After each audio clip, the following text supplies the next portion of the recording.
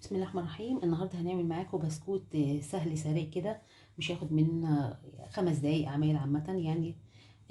حلو في نفس الوقت، ممكن نعمله حادق او حلو، بس احنا هنعمله النهارده حلو. احنا هنبدا معانا هنا 3 كوبايات دقيق كبار، معانا نص كوبايه سكر. طبعا السكر اللي حابب الحاجه زياده عن اللزوم دي اختيار يا جماعه. نص كوبايه زيت، نص كوبايه لبن، معانا هنا معلقه كبيره نشا، معانا رشة القرفة دي يا جماعة، دي اختياري برضو، لان القرفة عامة بتنشف لو البسكوت، ممكن تخليه مقرمش كده وحلو. عندنا كيس فانيليا، رشة ملح، معلقة صغيرة بيكنج باودر. هنا برضو معلش، هنا برضو ما عندنا معلقة نسكافيه متدوب في اللبن، دي برضو اختياري. اللي حابب يعمل جزء من، احنا هنعمل جزء من البسكوت بالقرفة، وجزء منه يبقى ايه بالنسكافيه. يعني في ناس بتحب مرات النسكافيه عامة مع في الاكل، او مع شرب الشاي الصبح وكده، بيدي طعم حلو. فاحنا هنبدأ ايه واحدة واحدة، هنوريكم هنعمل ايه. احنا هنبدأ هنا نحط الاول هنا السكر عشان ندوبه الاول، معانا اللبن،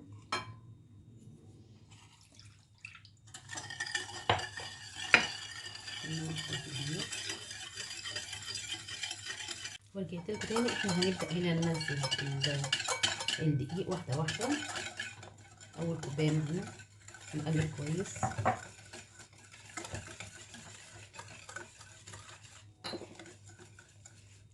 طبعا النوعية دي يا جماعة بتختلف، ممكن نزود مثلا، نحتاج مثلا مية تاني أو لبن، يبقى حاجة بسيطة مش يبقى حاجة كبيرة.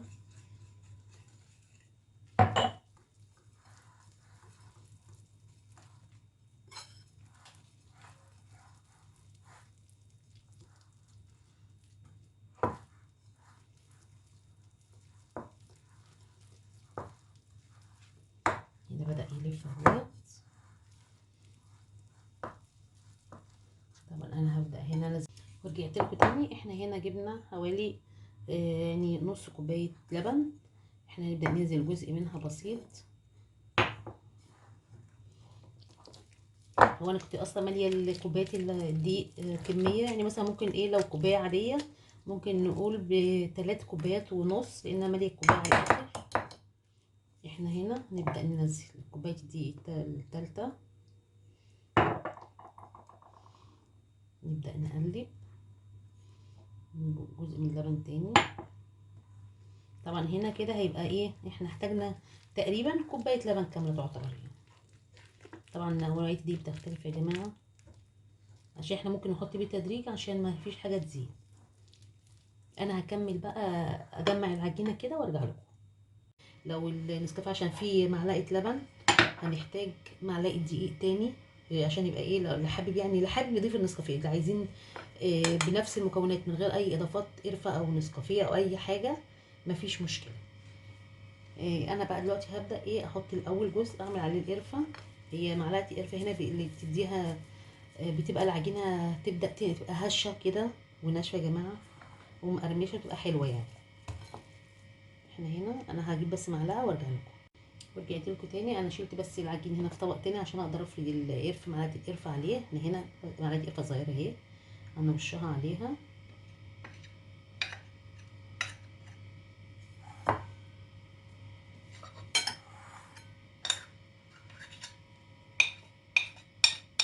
طبعا الابيض اللي مع القرفه ده تنشا يا جماعه، مفيش يعني مش،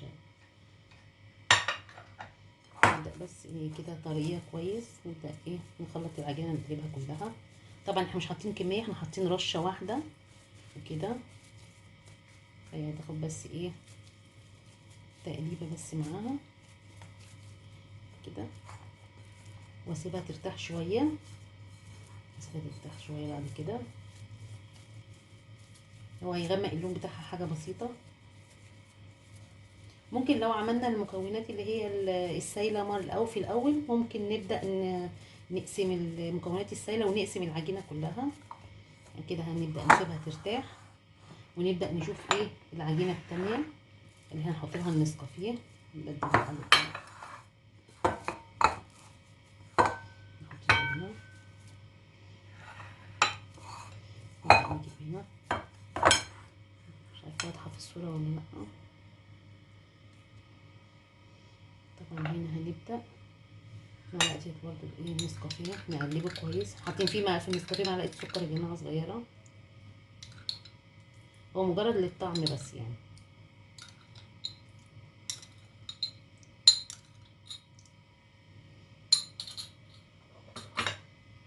نبدأ نخلطها كده. طبعا هنا احنا حاطين لا معانا دقيق اضافي. ورجعنا لكم تاني. انا هنا لميت العجينه، عجينه البسكويت اللي هي بالنسكافيه هي او القهوه عموما ارتاحت طبعا، سايبها ترتاح شويه. وهنا طبعا اللي هي بالقرفه برضو. احنا بقى هنا بنرش بنمسح الرخامه بزيت، حاجه بسيطه كده، نرش حاجه بسيطه عشان نبدا نفردها كده. نبدا نفردها معاكم. احنا هنا هناخد جزء من اللي هي بالقهوه الاول. طبعا الاشكال اللي تعجبنا يا جماعه نبدا نفردها هنا واحده واحده، تكون رقيقه عشان تبدا تستوي كويس، تبقى مقرمشه معانا.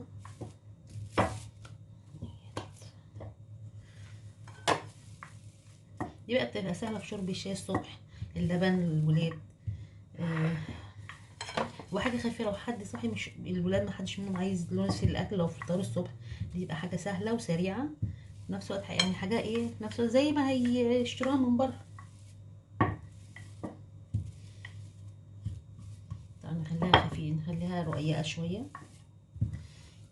طبعا اي شكل في القطاعات، ما عندناش قطاعات، ممكن كوبايه، غطا مدور، اي حاجه.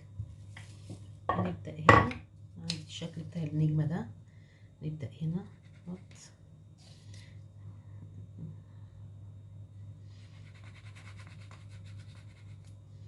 هنا واحده اهي.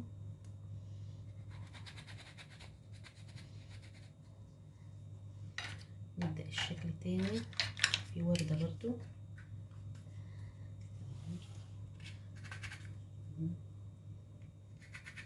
طبعا احنا مش عايزين نرققها قوي، هي المفروض معلقه البيكنج باودر هتخليها اول ما ترتاح تبدا تنتفخ شويه معانا. نبدا نشيلها كده واحده واحده. معانا الصاج نبدا نرص فيه، نكون رشينه برضو بالزيت.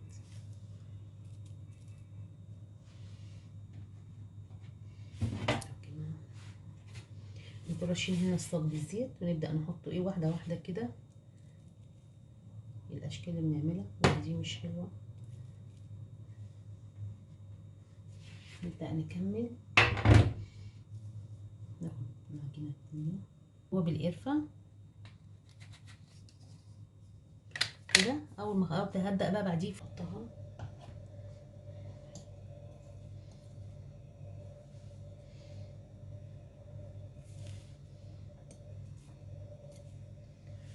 ورجعت لكم تاني. احنا هنا خلصنا العجينه اهي يا جماعه، ما فضلش غير جزء صغير منها. طبعا هنا ارتاحت، بدات ترتفع اهي. هنا خدنا الجزء دوت، عملنا هنا الحتت ساده عشان لو حد ما يقولش ما فيش عندي اللي هو اي قطعات التشكيل. حته مربعه اهي، هنعملها بالشوكه كده كده، نعمل لها شكل فيها. مش عارفه هي مش واضحه باين اهي. الاجزاء اللي هي المربعه اهي، الاجزاء اللي هي دي ما فيهاش ملهاش رسمه. دي انا عاملاها بالسكينه كده لوحدها. اوريكم هنا في الصينيه. عملت الصينيه الصغيره برضو، بصوا كده اعملها مربع بقى، دايره، مستطيل. هنا اشكال اهي بالشوكه او باي حاجه يا جماعه، اي شكل، اي رسمه. انا عملت هنا في حاجات مدوره،